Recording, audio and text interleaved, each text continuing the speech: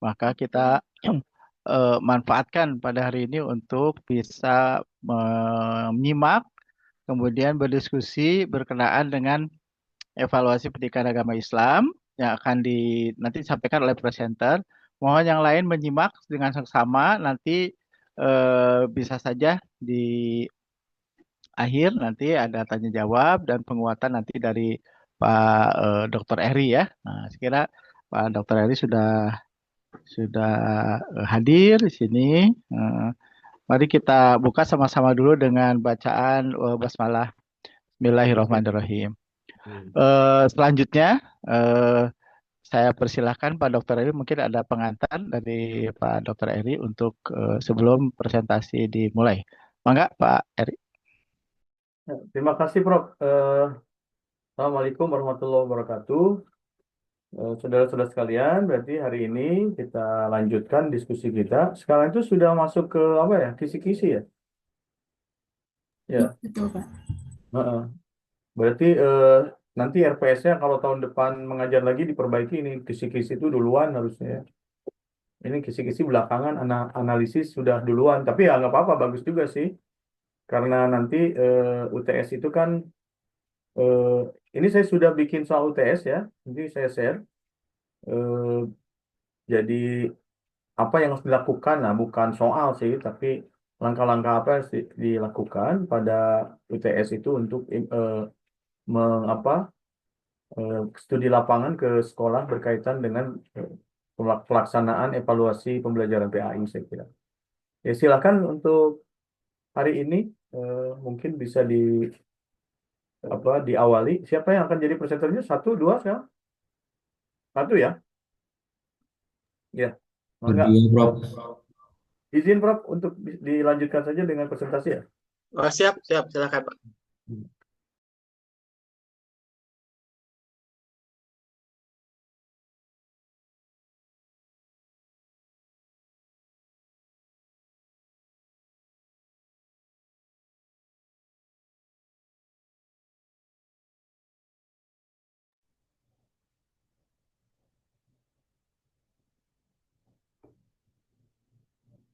Bismillahirrahmanirrahim.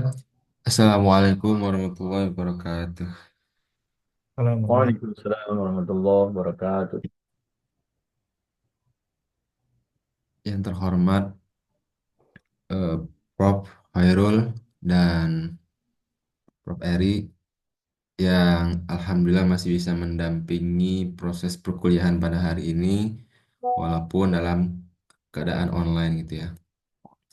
Dan yang saya hormati juga teman-teman kamerat sekelas PAI kelas C. Innal hamdalillah nahmaduhu wa nasta'inuhu wa nastaghfiruh wa na'udzu billahi min syururi anfusina wa min sayyiati a'malina may yahdihillahu fala mudhillalah wa may yudhlil fala hadiyalah. Asyhadu an la ilaha illallah wa asyhadu anna Muhammadan abduhu wa rasuluh.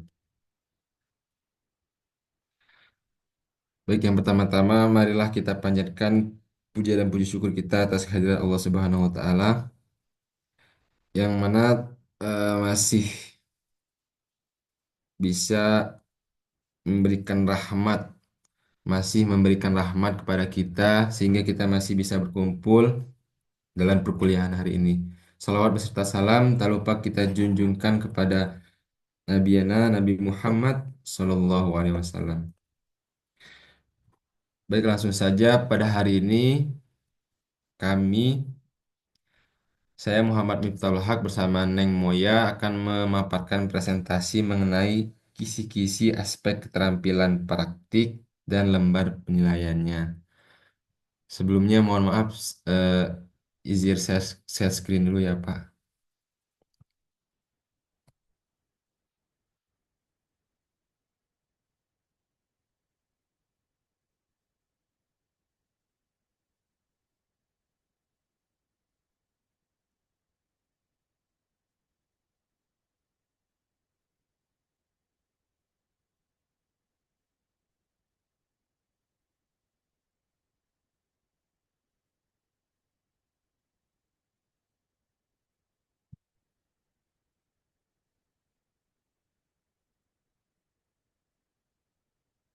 Apakah sudah muncul teman-teman?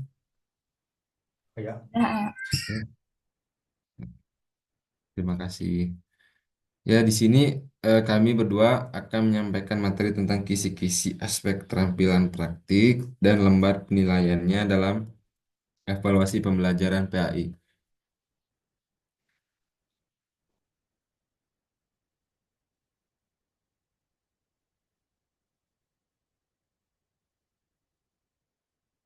Eh, di sini saya sebagai moderator Muhammad Miftahul Haq akan memandu presentasi pada hari ini bersama presentator lainnya Neng Moya Sabana Saik.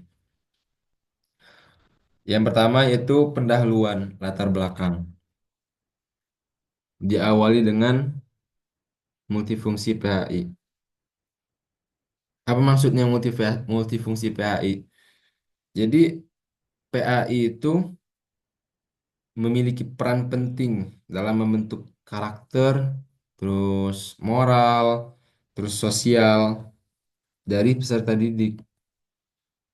Jadi dalam pendidikan di Indonesia itu PAI tidak hanya berfungsi sebagai penyampaian dan eh, penyaluran pengetahuan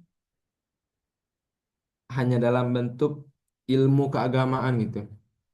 Tetapi juga sebagai suatu usaha untuk mengembangkan keterampilan akhlak, maka disebut multifungsi PAI.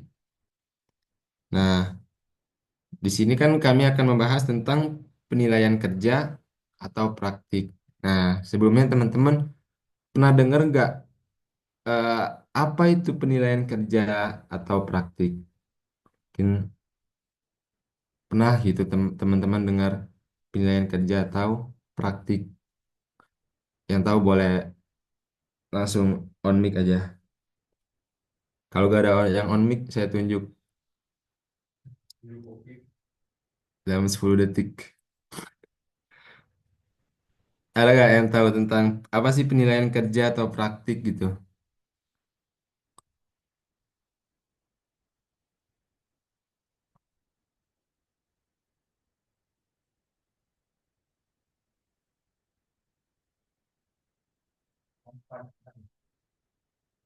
Gak ada.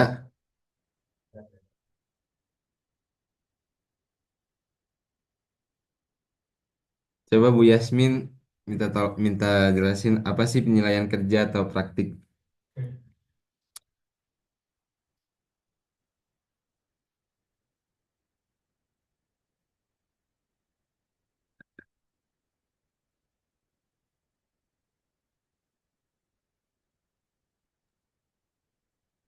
Oke. Em, Sekilas yang saya tahu penilaian kerja praktik adalah proses evaluasi terhadap kinerja peserta didik selama menjalani oh gimana ya? Mengukur. Misalnya seperti mengukur sejauh mana peserta mengaplikasikan ilmu dan beradaptasi dengan lingkungan kerja. Itu sih menurut saya. Oke, terima kasih Bu Yasmin. Jawabannya sangat eh, tepat ya. Jadi penilaian kerja atau praktik itu salah satu bentuk evaluasi gitu. Evaluasi yang dilakukan dengan cara mengamati langsung apa yang dilakukan peserta didik ketika menjalankan tugas-tugas praktik. Misal kalau dalam konteksnya PAI, jadi praktiknya ibadah seperti berwudu, terus sholat, terus membaca Al-Quran. Jadi proses mengamati langsung kegiatan-kegiatan tersebut gitu. Nah, fokus utama dari penilaian praktik ini adalah proses pelaksanaan keterampilannya. Lalu yang kedua, urgensi penilaian keterampilan. Nah, sekarang kan eh kemarin ada kurikulum Merdeka dan K13. Dalam implementasi kurikulum Merdeka dan K13, jadi penilaian keterampilan praktik ini menjadi bagian penting gitu dari proses evaluasi pembelajaran. Mengapa dibilang penting? Karena penilaian itu tidak lagi hanya terfokus pada aspek kognitif, tapi sudah merambat ke arah aspek psikomotorik. Lalu yang masuk ketiga, apa urgensi penyusunan kisi-kisi aspek keterampilan praktik dalam PAI? Penyusunan kisi-kisi untuk aspek keterampilan praktik dalam PAI itu sangat penting. Mengapa sangat penting?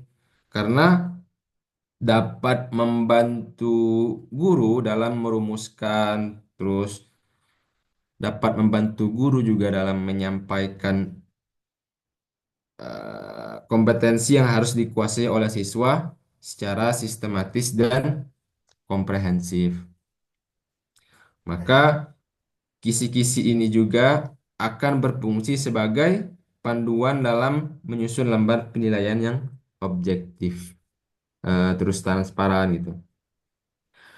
Maka itulah yang melatar belakangi mengapa pentingnya untuk mengetahui lembar penilaian praktik ini. Oke, lanjut ke rumusan dan tujuan masalah. Di sini ada 3 rumusan dan tujuan masalah. Yang pertama, apa saja aspek keterampilan praktik yang perlu ada dalam penyusunan kisi-kisi PAI? Tujuannya untuk mengetahui aspek keterampilan praktik. Lalu yang kedua, bagaimana langkah-langkah penyusunan kisi-kisi PAI? Tujuannya untuk mengetahui aspek keterampilan praktik yang perlu ada dalam penyusunan kisi-kisi PAI. Lalu yang terakhir, apa saja indikator penilaian untuk lembar penilaian keterampilan praktik ini dalam PAI?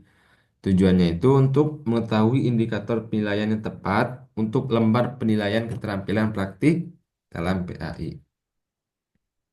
Nah, masuk ke bahasan pertama, yaitu aspek-aspek keterampilan praktik dalam penyusunan kisi-kisi PAI.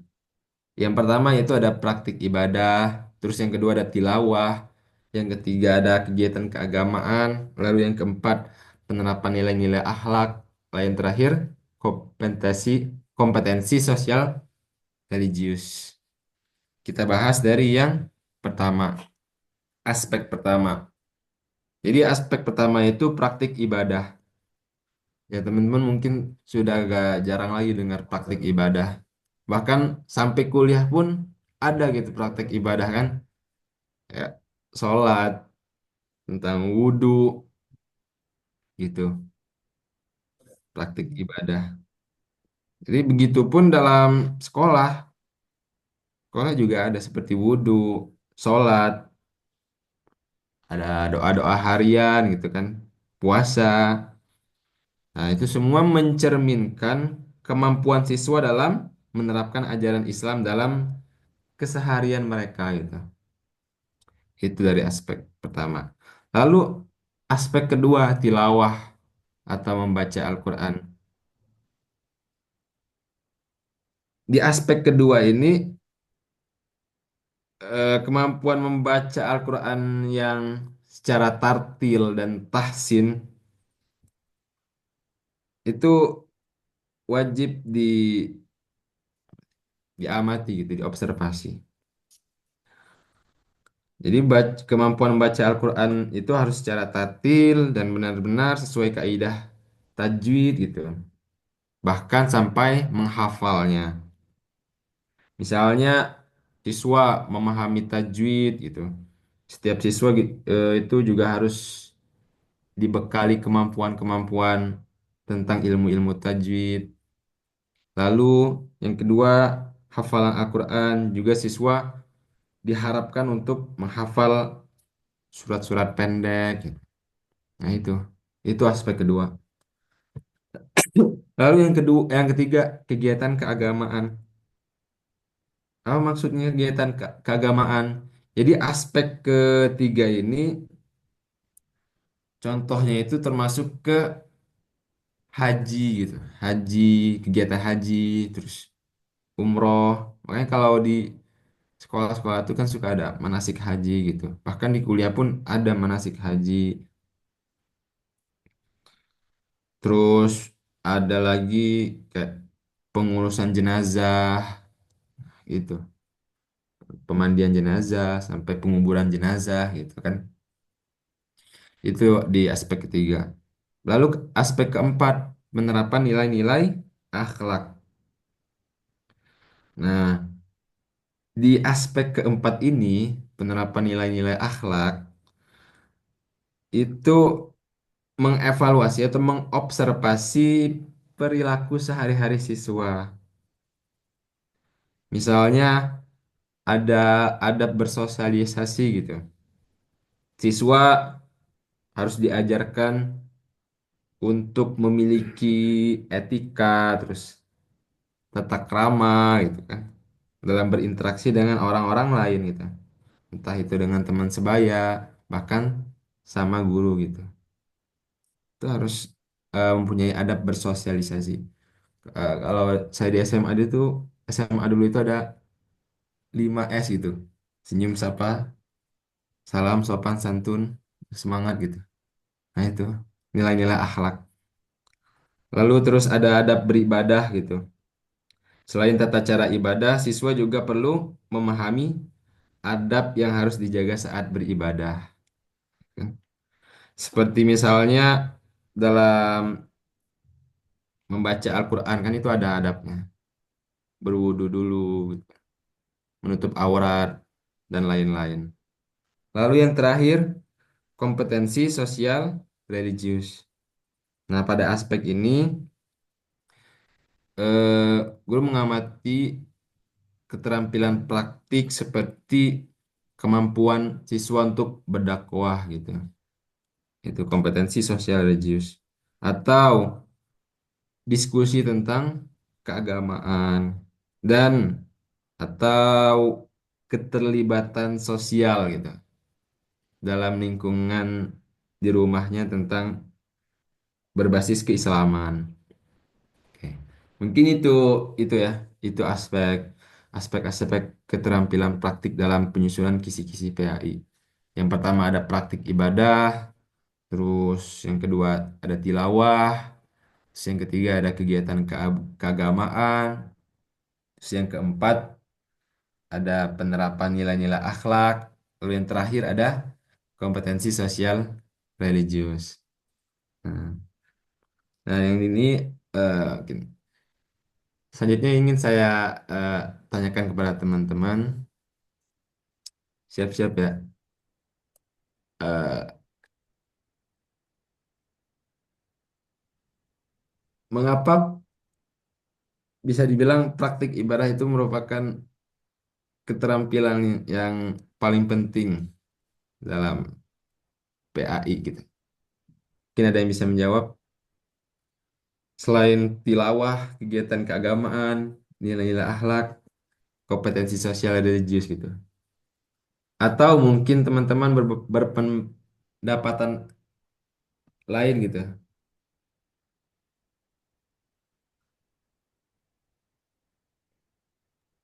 Saya Jawab Pak Arjun.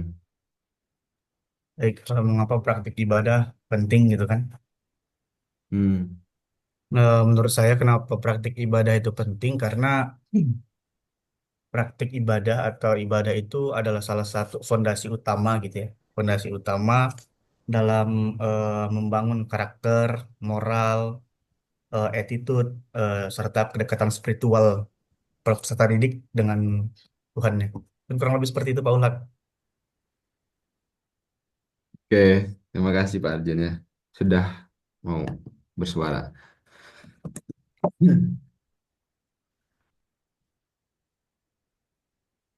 Selanjutnya itu langkah-langkah penyusunan kisi-kisi untuk PAI yang akan dijelaskan oleh saudari saya, Neng Moya Sabana Saik. Kepadanya disilahkan.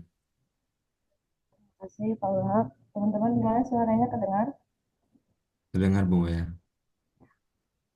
Ya, setelah tadi aspek keterampilan, selanjutnya kita akan membahas tentang langkah-langkah penyusunan kisi-kisi untuk PAI.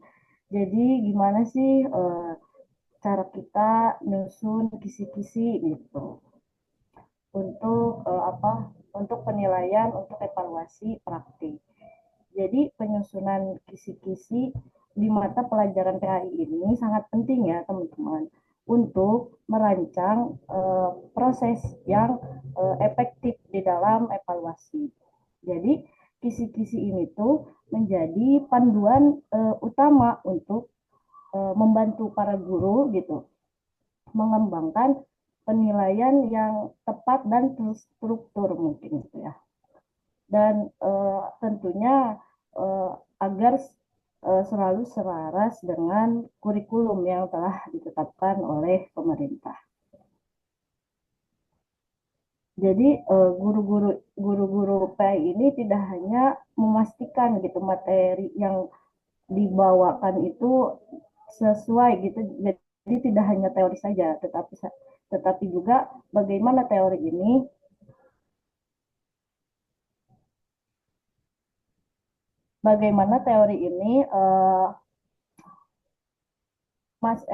menempel gitu ke anak-anak. Jadi bisa jadi ke prakteknya itu jadi si siswa bisa mengamalkannya gitu.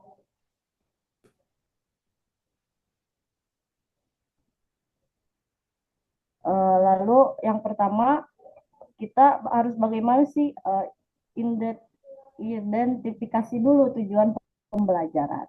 Nih, langkah pertama yang harus kita ambil dalam menyusun kisi-kisi ialah melakukan identifikasi dulu yang jelas dan komprehensif.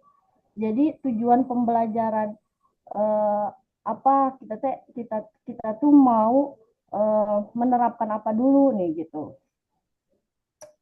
Jadi tujuan pembelajaran ini dialihkan gitu dari kompetisi dasar yang ditetapkan oleh kurikulum pendidikan agama Islam.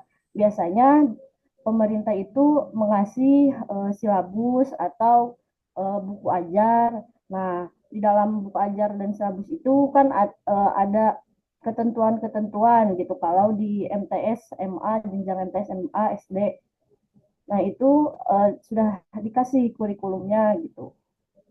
Di sana ada tujuan pembelajaran, ada kompetisi dasarnya. Tuh, misalnya tujuannya itu mampu melaksanakan ibadah sholat dengan benar. Maka aspek kisi-kisi yang harus disusunnya itu ya harus tentang bagaimana si siswa itu melaksanakan ibadah sholat itu dengan benar gitu. Lalu kedua, penentuan aspek keterampilan praktik.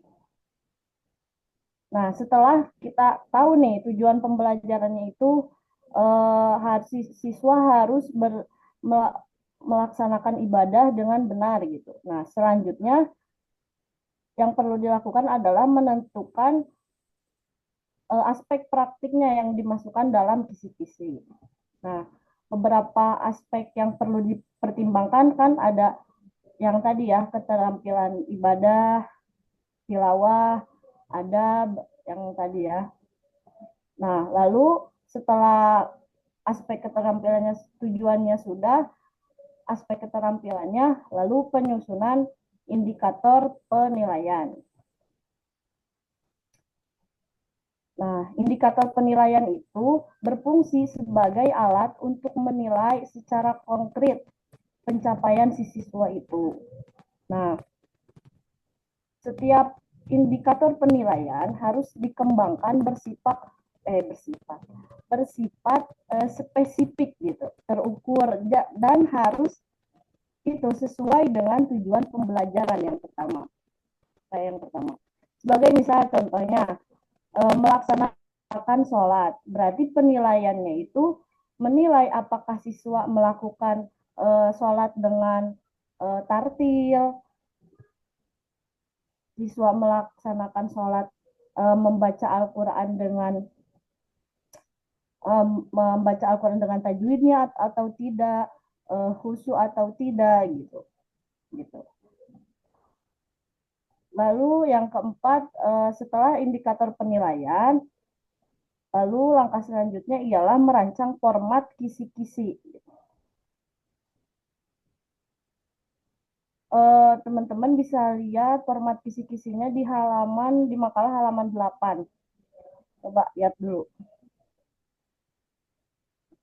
Makalah halaman 8 itu ada tabelnya, contohnya. Nah, di sana kan ada kompetisi dasar. Nah, kompetisi dasar ini menjelaskan rukun dan tata cara sholat. Nah, mencari kompetisi dasar ini, kita bisa melihat guru-guru guru-guru SMA, SMP, itu sudah disediakan silabus gitu dari pemerintahnya, buku ajar dari pemerintahnya, maka kita masukkan kompetisi dasar itu. Misalnya di sini menjelaskan rukun dan tata cara sholat. Lalu setelah kompetisi dasar, ada aspek keterampilannya. Di kolom selanjutnya ada aspek keterampilannya, berarti ini keterampilan yang berbentuk ibadah. Lalu indikator penilaiannya. Nah, indikator penilaiannya, siswa dapat menyebutkan minimal 5 rukun sholat dengan benar. Siswa dapat melakukan gerakan sholat dengan minimal 80% ketepatan gitu. Lalu ada bentuk penilaiannya. Bentuk penilaiannya dengan praktek gitu. Nah, bisa dipahami ya teman-teman. Pada umumnya guru-guru selalu menggunakan kisi-kisi aspek keterampilan praktik itu berbentuk tabel seperti ini gitu.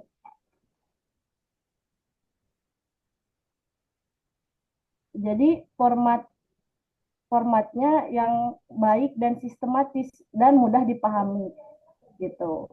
Nanti kan bisa saja ini terbaca oleh siswa, orang tua, dan yang lainnya. Makanya dibentuk seperti tabel seperti ini gitu.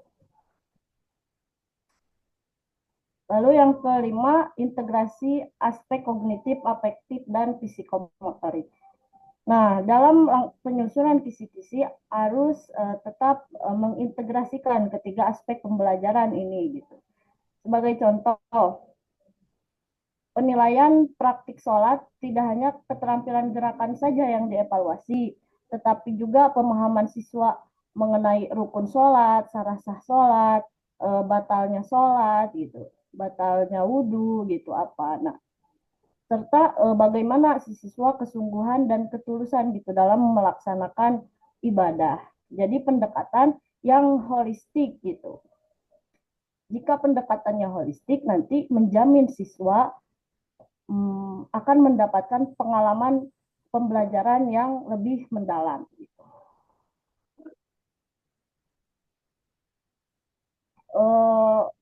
Pertanyaannya, mengapa kisi-kisi keterampilan praktik ini perlu dilakukan oleh seorang guru? Kenapa guru itu harus membuat kisi-kisi gitu untuk penilaian praktik? Boleh?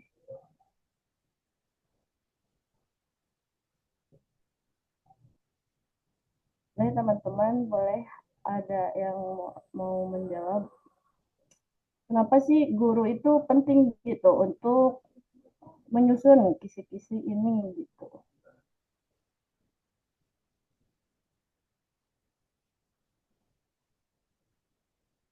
Karena dilihat dari apa ya, dilihat di sekolah-sekolah jarang juga gitu yang bikin kisi-kisi, tetapi langsung ke lembar penilaiannya. Padahal kisi-kisi ini perlu gitu untuk apa ya, untuk skema di awalnya gitu. Ya, monggo teman-temanku. Izin jawab. Kenapa perlu membuat kisi-kisi? Karena sesuai dengan yang nomor 1 supaya kita tuh apa sih jelas gitu tujuan pembelajarannya apa. Jadi tidak keluar dari tujuan pembelajaran itu. Terus juga kalau udah ada kisi-kisi pasti untuk pembuatan soalnya jauh lebih mudah. Terima kasih. Terima kasih Teh Gina. Lalu slide selanjutnya, itu teman-teman udah dilihat ya tabelnya. Di halaman 8, 9, 10. Lalu sekarang masuk ke indikator penilaian PAI. Jadi indikator penilaian ini adalah kriteria yang digunakan untuk mengukur sejauh mana siswa telah mencapai tujuan atau kompetisi yang ditetapkan. Dalam PAI, indikator penilaian ini sangat penting untuk menilai praktik siswa gitu, khususnya dalam melaksanakan ajaran keagamaan sehari-hari seperti sholat, wudhu, membaca Al-Quran, mengamalkan yang hak gitu. Jadi dalam menyusun lembar penilaian praktik dalam PAI ini perlu beberapa indikator yang diperhatikan agar penilaian dapat dilakukan secara sistematis. Yang pertama, indikatornya ialah keseluruhan keterampilan praktik yang tadi yang disebutkan di slide pertama. Jadi indikator ini mencakup penilaian terhadap seluruh keterampilan praktik yang diajarkan dalam PAI, seperti sholat, wudhu, baca Quran, dan ibadah yang lainnya. Nah, misalnya nih keterampilan ibadah sholat. Siswa mampu melaksanakan rukun sholat yang benar atau enggak, udah tumaninah atau enggak gitu. Lalu wudhunya udah apa ya? Walatra itu namanya. Udah benar atau enggak gitu. Lalu ada pemahaman teoritis. Jadi pemahaman teoritis ini berfungsi untuk mengukur sejauh mana siswa memahami prinsip dasar ibadah itu gitu. Jadi bagaimana pemahaman mereka gitu terhadap praktek ibadah yang mereka lakukan. Seperti pengertian rukun sholat. Siswa dapat menjelaskan rukun-rukun sholat, makna wudhu gitu. Siswa misalnya doa-doa wudhu gitu, menjelaskan tujuan dan manfaat wudhu itu untuk apa gitu. Lalu penerapan keterampilan dalam situasi nyata. Jadi indikator ini mengukur kemampuan siswa untuk menerapkan keterampilan yang dipelajari dalam situasi nyata. Contohnya, praktik ibadah yang tepat, mengamati siswa saat melaksanakan ibadah di lingkungan nyata seperti berjamaah di masjid, melakukan puasa, adzan gitu.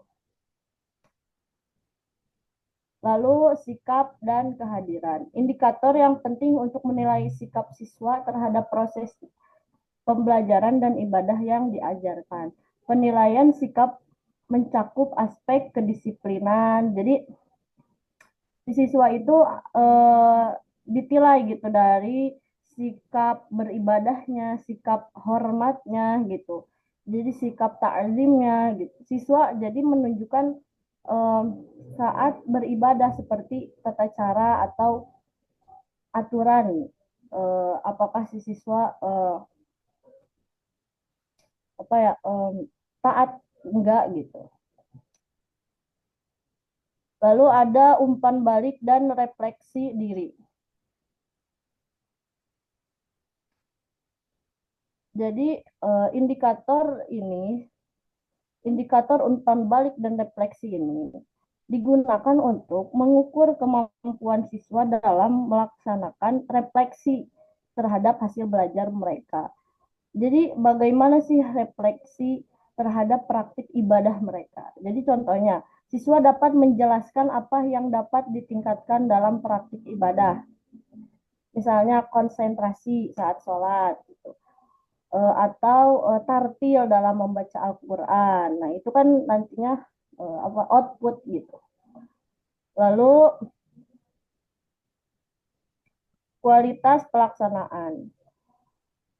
Indikator ini mengukur sejauh mana siswa melaksanakan praktik dengan baik sesuai dengan ajaran yang diharapkan. Jadi pengembangan instrumen ini tidak hanya memudahkan dalam proses evaluasi, tetapi juga dapat meningkatkan kualitas pembelajaran PAI gitu. Bagaimana sih? Jadi akan kelihatan gitu teori-teori pendidikan agama Islam ini menempel gitu kepada peserta didik gitu. Jadi jelas gitu tentang pencapaian siswa gitu. Jadi jelas kelihatan gitu apa ya kompetisi yang telah diajarkan. Jadi indikator penilaian itu harus relevan untuk lembar penilaian keterampilan praktik dalam PAI, harus mencakup aspek yang holistik, meliputi keterampilan praktis, teoritis, penerapan dunia nyata, sikap dan kehadiran umpan balik, serta kualitas pelaksanaannya. Nah, gitu. Pertanyaan selanjutnya mungkin teman-teman, jadi indikator penilaian ini apa yang paling penting atau semuanya penting dan itu mengapa gitu. Kenapa harus ada indikator penilaian ini?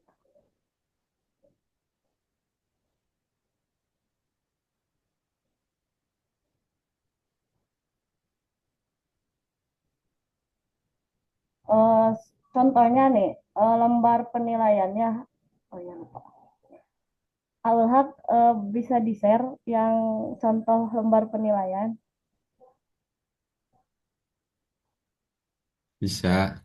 Ya, share dulu ya. Nanti mau dijawabnya teman-teman. Mau liatin contoh lembar penilaiannya dulu. Bentar ya.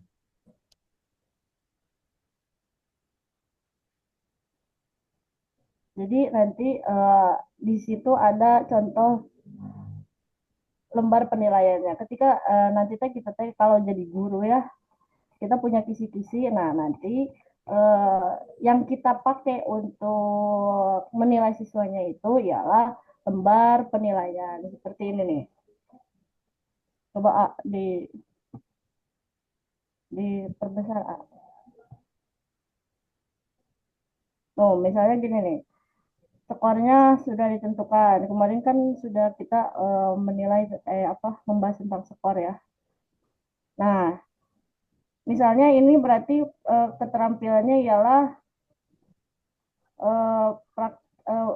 ini ya praktek wudhu. Besar apa besar A? Apa Besar, Neng? perbesar. Hmm. Nah, di praktek wudhu itu ada apa aja nih? Bacaan niat, gerakannya, tertib atau enggak tertib, atau doa-doanya gimana. Nah, itu ditilai semuanya. Nah, nanti di dikomunikasikan jadi disatukan sih nilainya gitu. Simulasi. Disatukan nilainya gitu. Terus inilah contohnya. Ini nih si Aurel misalnya, wah bacaan salatnya itu benar gitu, nggak benar gitu. Berarti yang dinilainya, tapi gerakannya bagus, tertib gitu. Ya inilah contohnya. Ke bawah lagi ya, ada lagi ya, ini praktek wudhu. Nah ini praktek sholatnya. Misalnya apa yang ditilainya, bacaan, jadi bagaimana si lembar penilaian ini menggambarkan KD atau kompetisi dasar itu gitu. Jadi yang tujuan pembelajaran kita tercapai. Misalnya nih bacaan, terus ketepatan gerakan, tumaninahnya ada enggak si Aurel teh gitu. Tertib atau enggak. Coba lagi ini contoh yang sholat.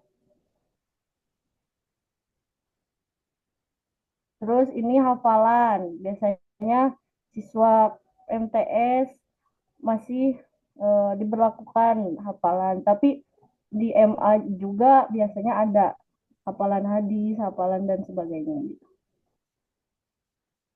Nih, ada tartilnya, kelancaran, makhorijul hurufnya di mana, sikapnya di mana. Kembali lagi,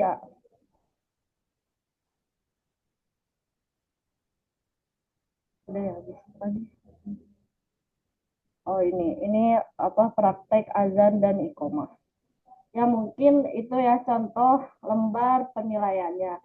Mungkin teman-teman sudah tergambar ya bagaimana sebelumnya kita kisi-kisi lalu dituangkan kepada lembar penilaian. Ya, mungkin pertanyaannya mengapa gitu indikator penilaian ini harus dibuat dan penting gitu oleh teman-teman. Enggak aja.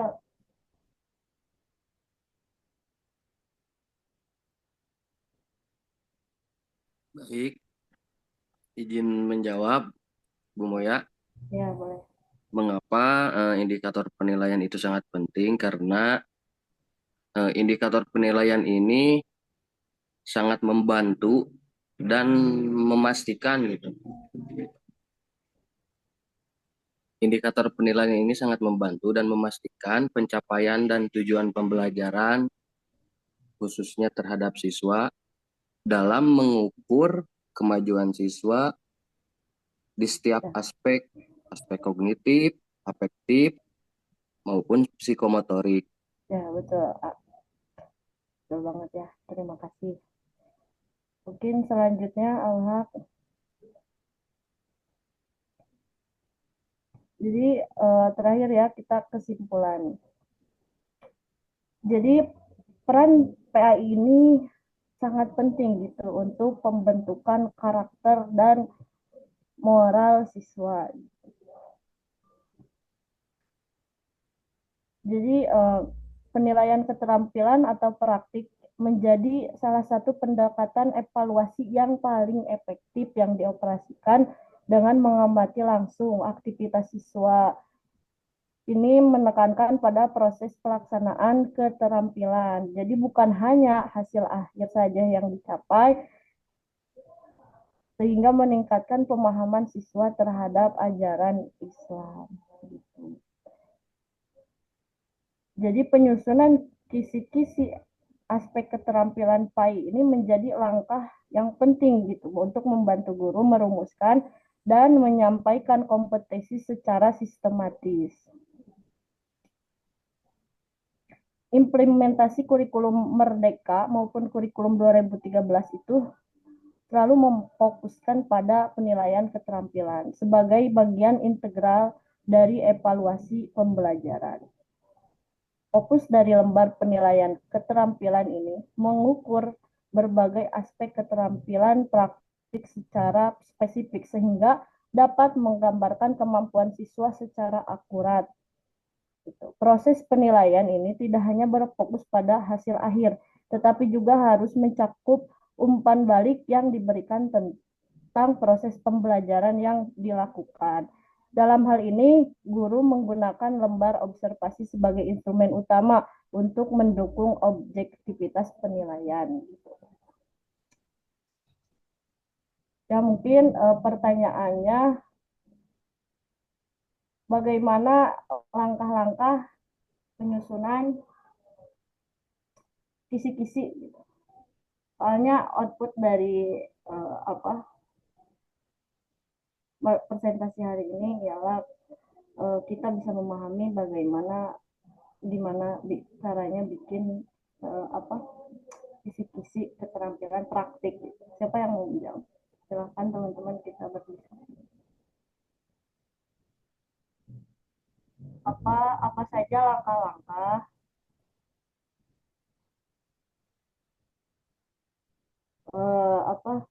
pembikinan kisi-kisi keterampilan praktik. Langkah-langkahnya gimana gitu bikin kisi-kisi teh.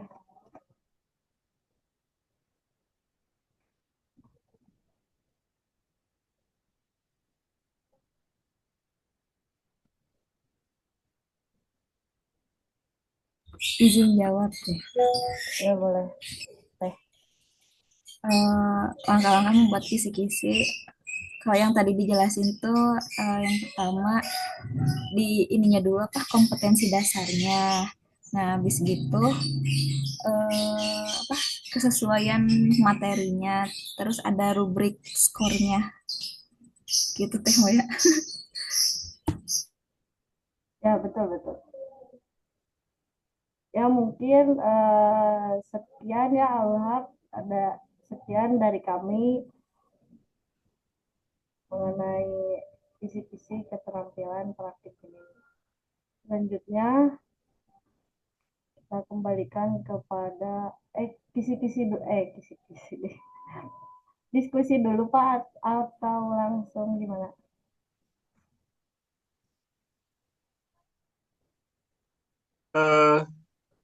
Silakan barangkali jika ada yang masih ditanyakan. Ini nampaknya belum bisa terekam ya, teman-teman yang mampu menjawab ya, kemudian mampu merespon itu belum bisa ditangkap gitu ya. Oleh sebab itu mungkin ada baiknya kalau dibuka diskusi dulu, silakan barangkali. Kalau tidak ada nanti saya kira ada penguatan dari Pak Dr. Eri. Baik Bapak. Ya silakan teman-teman kita berdiskusi jika ada yang mau ditambahkan dan dipertanyakan dipersilakan. Aku izin bertanya teh. Boleh. Tadi agak menarik ya pas terakhir yang terkait penskorannya. Nah itu tuh apakah apa ya? Itu tuh gimana gurunya gitu dikasih skor yang berapa kayak 25 kayak gitu. Nah itu atau ada panduannya? Terima kasih. Ya terkait skor. Jadi kalau dari Kemenagnya itu nggak ada sih ya. Dari Kemenag ya, bukan dari pemerintahnya itu nggak ada. Jadi si skor itu gimana gurunya teh? Jadi si gurunya itu nantinya teh mengakumulasikan jadi dari nilai praktek, nilai UTS, UAS. Jadi gimana gurunya agar si nilai teh tidak kurang dari KKM gitu gitu. Walaupun ada ya ketentuannya misalnya tentang 1 atau sampai 5 gitu. Tapi di biasanya gitu di sekolah-sekolah si guru-guru teh yang penting mah nggak kurang dari KKM gitu. Jadi nantinya teh diakumulasikan antara penilaian praktik, penilaian penilaian UTS, UAS dan sebagainya gitu. Buat hasil rapot nanti gitu. Jadi bebas aja gimana gurunya gitu. Setahu saya di sekolah gitu.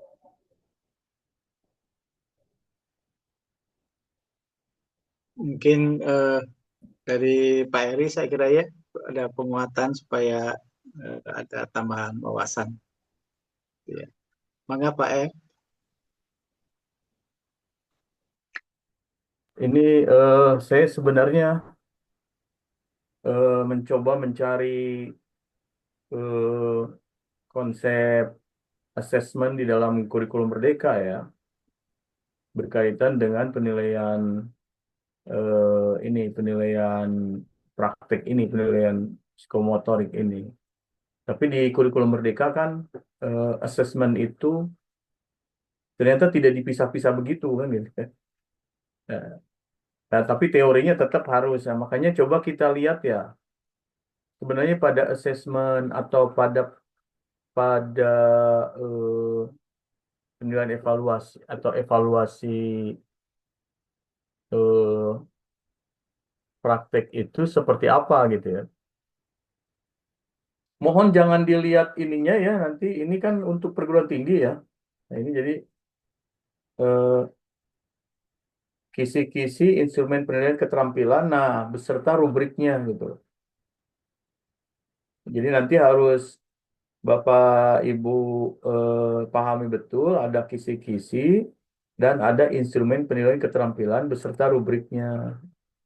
Misalnya ini penilaian kan dan keterampilan itu macam-macam ya. Ada project itu, itu kan project. Jadi project itu berarti nanti dilihat atau siswa itu harus melakukan apa. Itu ya. Ini di sininya kan berarti dia selesai mengerjakan proyek dan dia presentasi atau simulasi gitu ya. Nah, ini contohnya. Tadi sudah disampaikan contoh yang praktek yang lain ya. Ini kalau ini kinerja. Nah, ini kan kinerja juga bagian. Jadi penilaian kinerja, assessment kinerja gitu. Walaupun memang asesmen kinerja itu eh, bukan saja apa ya, bukan saja menilai skill ya, keterampilan, tapi juga eh, ini menilai berbagai hal gitu ya. Tetapi saya kira siswa disuruh merancang apa, membuat apa gitu kan. Itu kan pada apa berkaitan dengan eh, instrumen penilaian kinerja. Terus misalnya nanti aspek yang dinilainya apa, kemudian rubriknya seperti apa. Nah, rubrik itu kan ada dua ya. Rubrik itu ada, kalau ini kayaknya jangan yang ini nih. Ini susah ya. Coba cari yang gampang ya. Sebentar, saya cek dulu. Dari sini aja lah yang mudah ya. Hmm, bahan.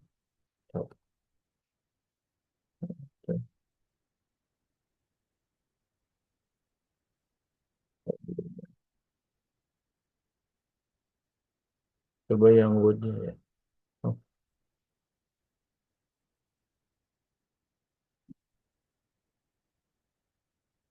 oh ya sama nih. Bentar.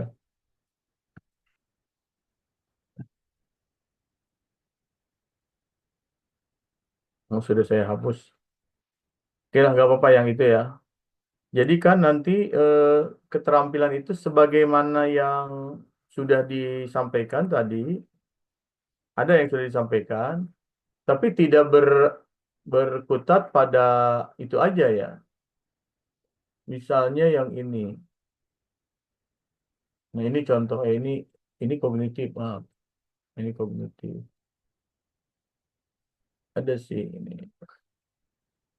Oh, nah ini kan. Nah, ini misalnya ya contoh ya. Nah, nah tadi sudah sih, tapi di aspek ininya berarti kan ini bentuk penilaiannya ini kan praktik. Kalau yang tadi kan project. Kalau ini praktik. Nah, skornya seperti apa gitu ya. Nah, ini misalnya mempraktikkan sujud tilawah misalnya ya, memahami standar kompetensinya sih memahami ini masih menggunakan kurikulum 2013 kalau nggak salah, memahami tata cara sujud tilawah, ininya mempraktikkan sujud tilawah. Ya. Nah, jadi ininya praktek sujud tilawah. Jadi skornya berapa gitu ya, bobotnya berapa, ini kan berarti 100. Ini cara penilaiannya seperti ini ya. Sekira ini cara penilaian biasa saja, skor perolehan per skor maksimum dikali bobot kan gitu. Maka keluarlah nilai. Ini ya, misalnya contoh-contoh ini. Kemudian eh, rubrik itu juga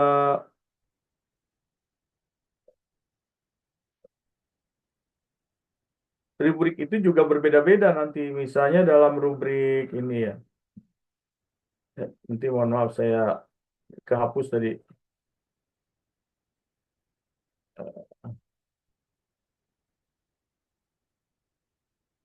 Saya kirim. Nah ini.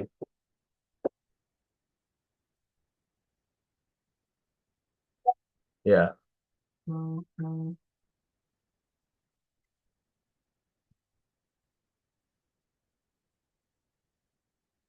Nanti rubrik itu juga berbeda-beda. Itu tadi contoh ya. Kita cek rubriknya ini.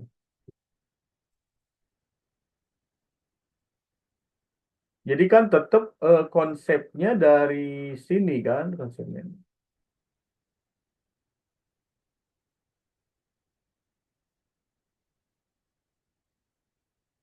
Ini apa ini? Ini sikap keterampilan ya. Rubrik mengukur capaian pembelajaran itu kalau konsepnya kan ini ada sikap. Kalau ini perguruan tinggi ya nanti. Nah aspek penilaiannya inilah penilaian ranah sikap. Nah ranah keterampilan itu berarti tadi ya penilaian kinerja bisa telaah kasus itu ya. eh, Macam-macam kan ini sebenarnya. Jadi perencanaan apa, bikin proyek apa kan gitu ya. Proyek pelajar Pancasila itu saya kira itu ranahnya keterampilan gitu ya. Ini kalau ini kisi-kisi tes yang eh, ini ini afeksi. Nah, ini rubrik asesmen kinerjanya. Jadi kalau dia kinerja tadi kan tadi praktik sudah ya, kisi-kisi praktik. Bukan praktik aja, kinerja. Misalnya siswa mempresentasikan selama 10 menit tentang apa kan gitu ya. Nah, ini kinerja, ini asesmen kinerja berarti tetap aja yang dinilainya dia paham nggak, terus cara berpikir. Nah, kayak sekarang sebenarnya kan saya itu menilai bisa nggak mahasiswa itu memahami apa yang dia sampaikan. Mungkin diberi ini di sini gitu kan. Ini kalau pakai rubrik asesmen kinerja. Ada juga misalnya rubrik holistik. Nah, kalau holistik kan gini, rubrik holistik. Kalau ini kan eh, kiner sebenarnya psikomotor itu tadi ya bukan praktek aja tapi pada kinerja. Contoh kinerja ya ini kan. Nah, bisa saja dengan cara begini. Pemahaman tentang persoalan perhatikan hanya sebagian pemahaman, perhatikan sedikit pemahaman. Nah, tidak ada jawaban, tidak ada usaha. Jadi dia walaupun duduk di depan tapi dia tidak ngapa-ngapain kan gitu. Atau menggunakan rubrik analitik kan gitu. Kalau analitik ya dari awal berarti. Jadi kalau mau menggunakan rubrik analitik berarti kan dari mulai tahap awal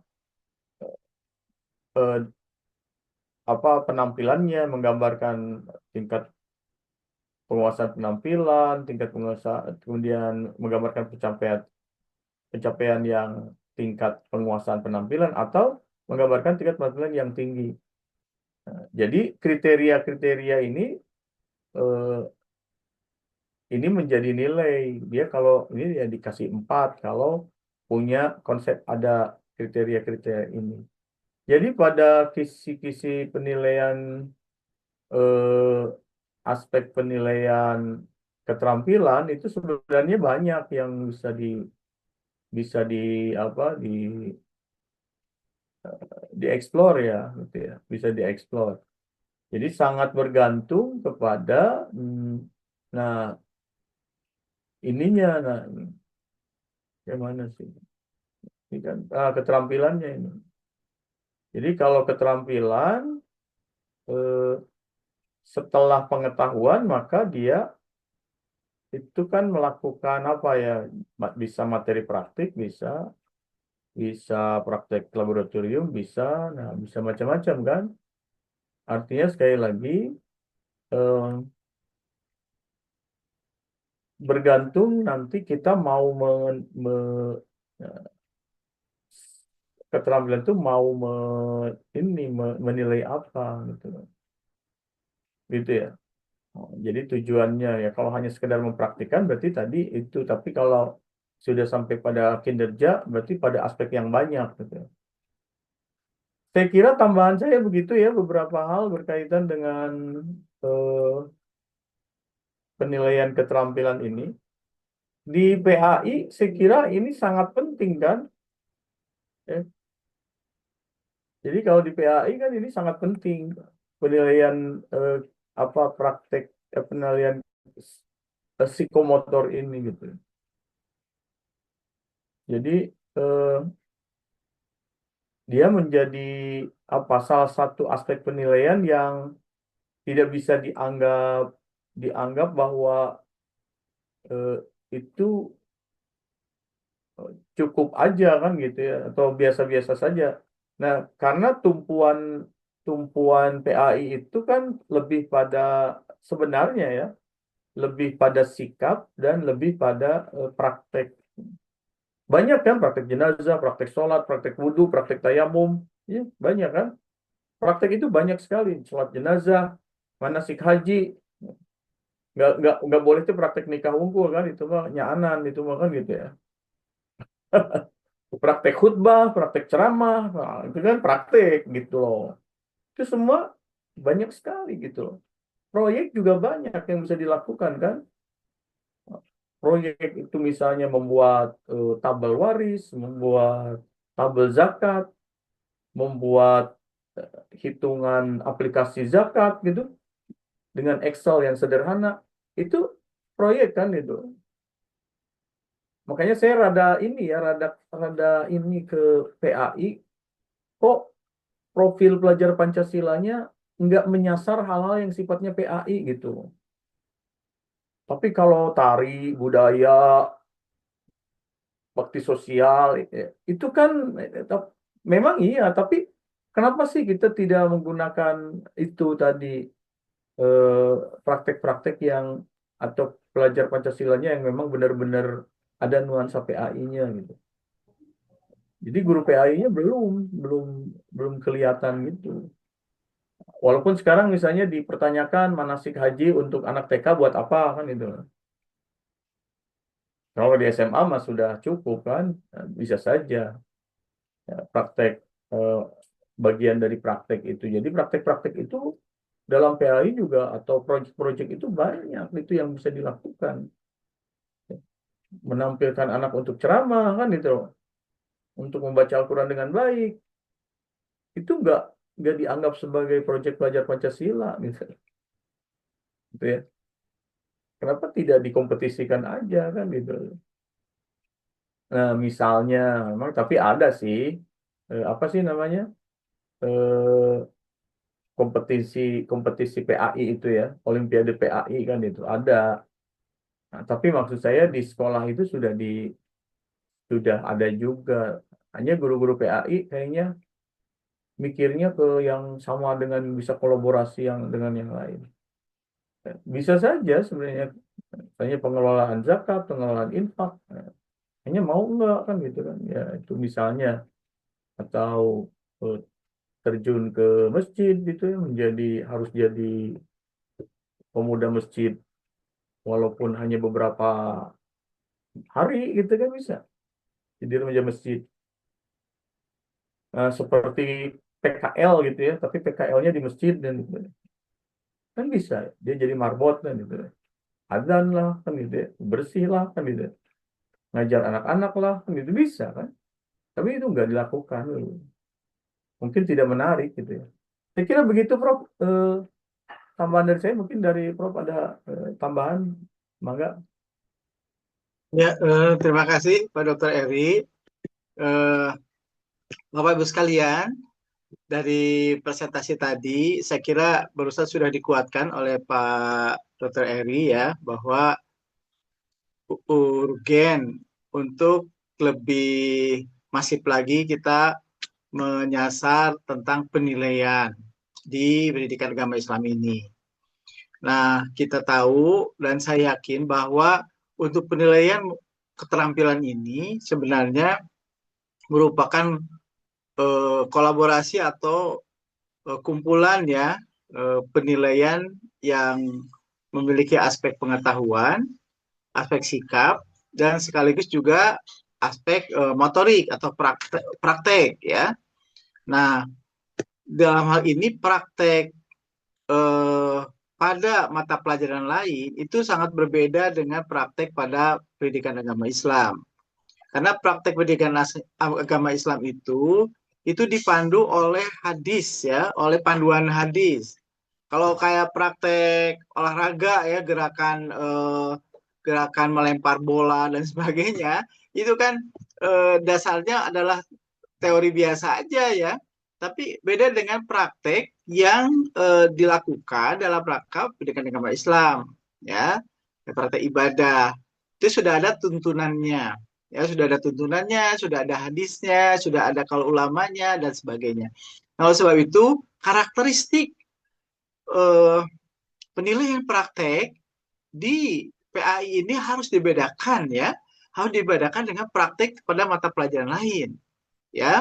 Nah, praktek pada pendidikan agama Islam ini tentu karena dasarnya dari hadis dan sebagainya, maka ketika kita memutuskan menjudgment peserta didik itu dinilai tinggi dan sebagainya itu, maka memang harus hati-hati.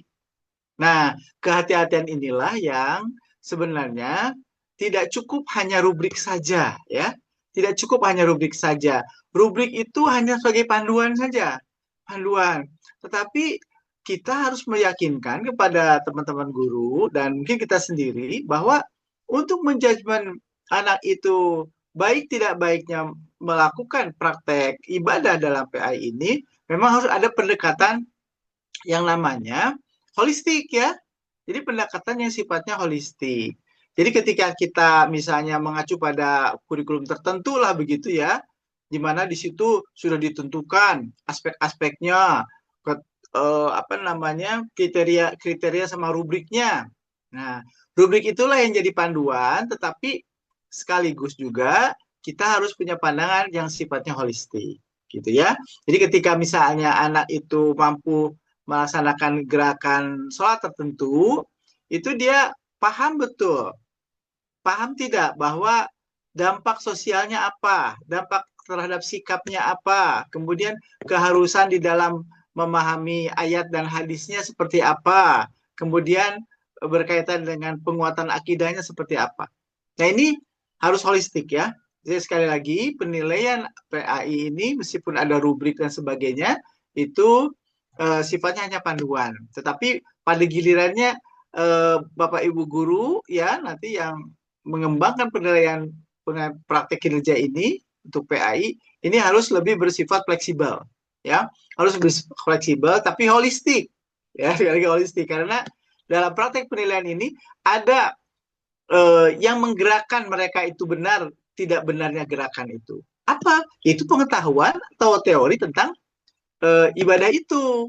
Nah, kalau teori ibadah itu dia paham, maka dia akan melaksanakan gerakan yang tepat. Oleh sebab itu, maka prasyarat untuk menilai praktek terlebih dahulu harus ditanyakan dulu kepada diri kita, apakah kita sudah menyampaikan kepada peserta didik ini tentang pengetahuan apa yang harus dilakukan, kemudian apakah belum? Nah, gitu ya. Nah, jadi sekali lagi ini penting sekali penilaian kinerja atau penilaian praktek dalam pendidikan agama Islam ini yaitu harus holistik, gitu ya.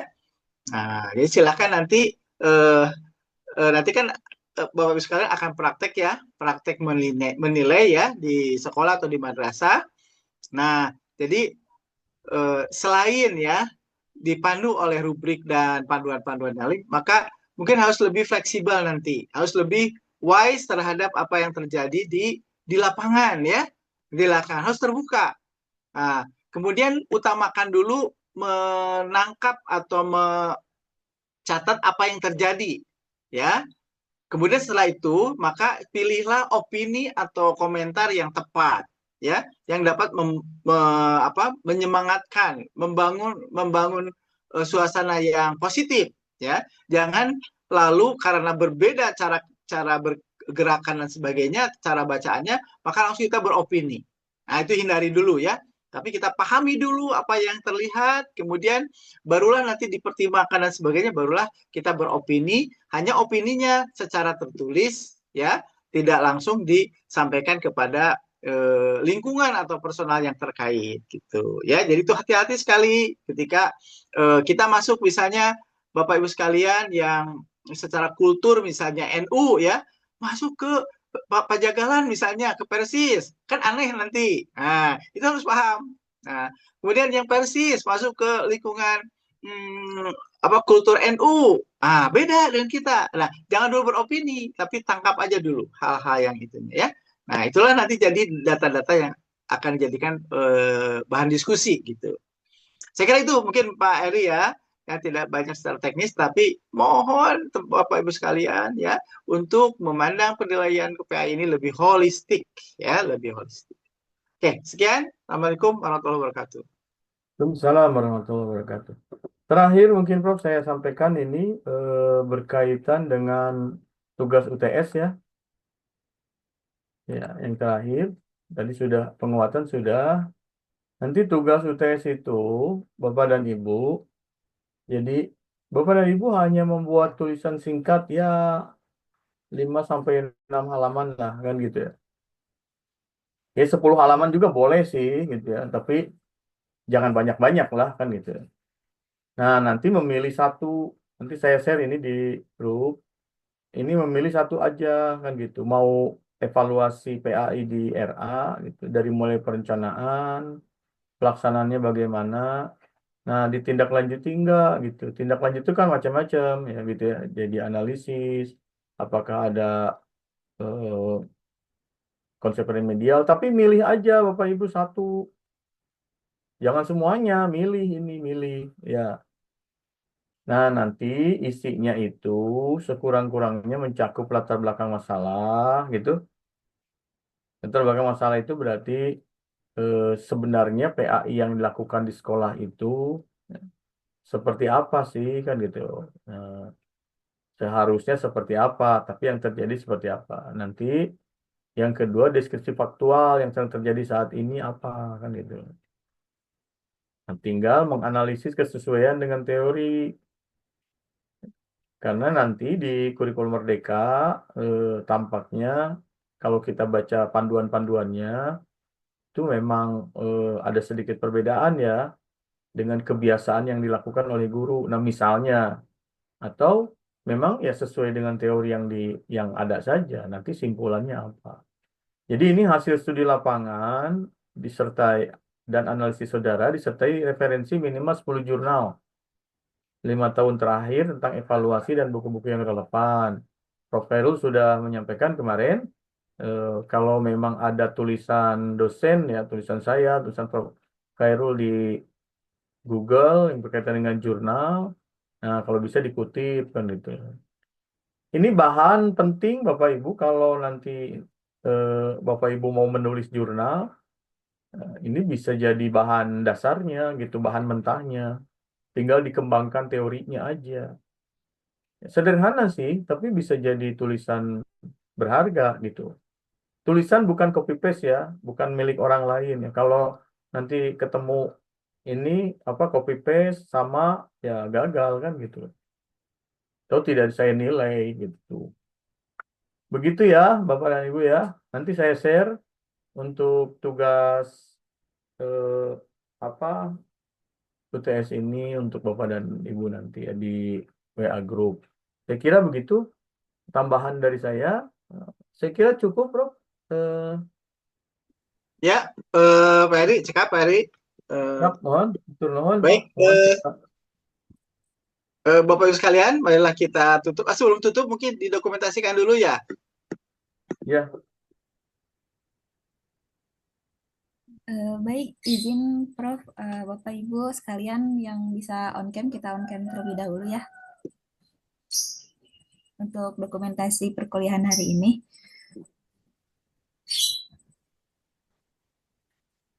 Teh Hikmah, Teh Musti, Teh Fitri, Teh Mei, Kang Fadil, Teh Jia, Teh Ica, sama Teh Salma. Boleh di-on kan kameranya?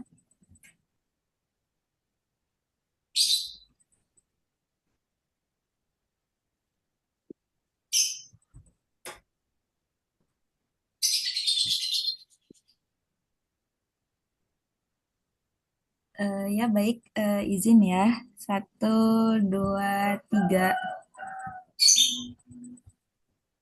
Sebentar. Berapa layar? 10 layar atau 2 layar? 1 layar. Oh iya, betul 10 layar. 1 kali lagi ya. Baik. 1, 2, 3. Oke. Baik, Bapak Ibu sekalian, marilah kita tutup dengan sama-sama membaca hamdalah. Alhamdulillahirrahmanirrahim. Assalamualaikum warahmatullahi wabarakatuh. Waalaikumsalam. Waalaikumsalam warahmatullahi warahmatullahi wabarakatuh. wabarakatuh. Terima Tur kasih, nuhun, Prof. Pak. Tur nuhun Terima kasih, sedayana ya. Pak. Izin live ya. Mangga. Ya, turun, Pak. Terima kasih, Besti-Besti.